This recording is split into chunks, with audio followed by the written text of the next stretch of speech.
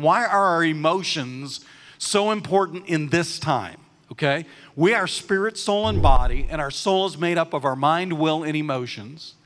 And we hear a lot, okay, we walk by faith and not by sight.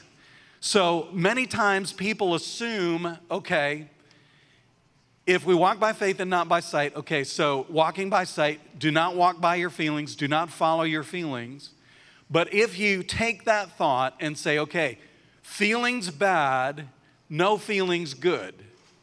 If you have that deduction in your mind as a result of not following your feelings, then what you do is you assume that I'm not supposed to feel anything.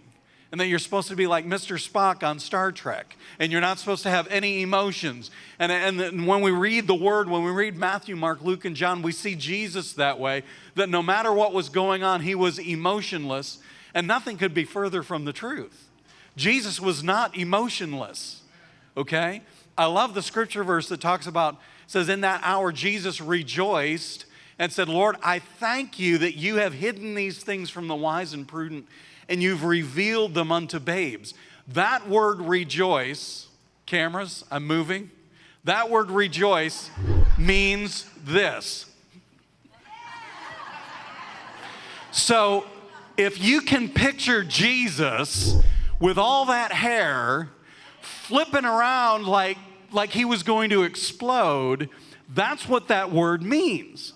So if you can see the word in a new light today, that when you read Matthew, Mark, Luke, and John, Jesus was full of love. He was full of joy. He was full of peace. And everywhere that he went, that came out of him and got on everybody else.